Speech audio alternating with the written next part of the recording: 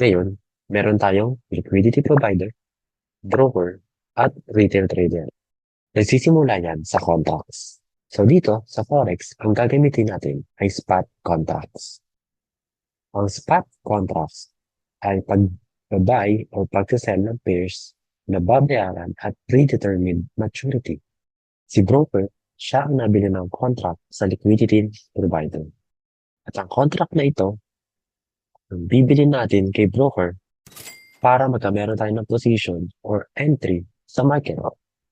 Si broker, kumikita siya sa atin through spread.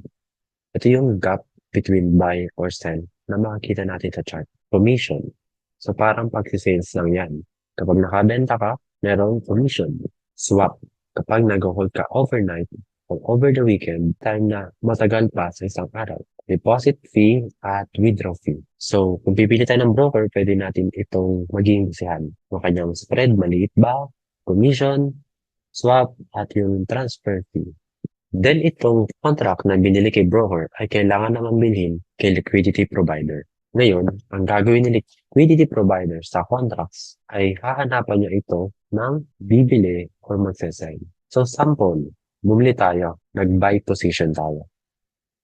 So meron tayong buy contracts na binili kay broker. Then itong contract na binili natin kay broker ay kailangan naman bilhin kay liquidity provider.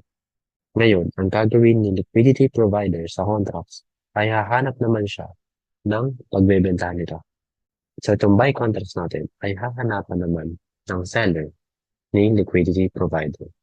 So basically, yung buy natin ay nagiging sell contracts pagdating kay liquidity provider. So dito pumapasok ang strategy na inefficiency. Kasi si market, kailangan niyang punan lahat ng buy or sell. So lagi nag-i-aim si market ng equilibrium. So kapag ka merong inefficiency, expect natin na i-feel siya ni market.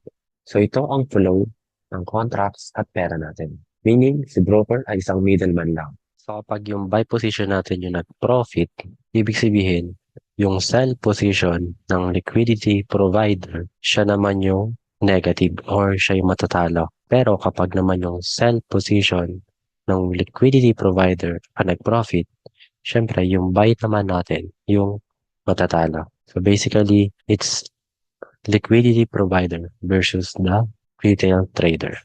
So yun lang at maraming salamat.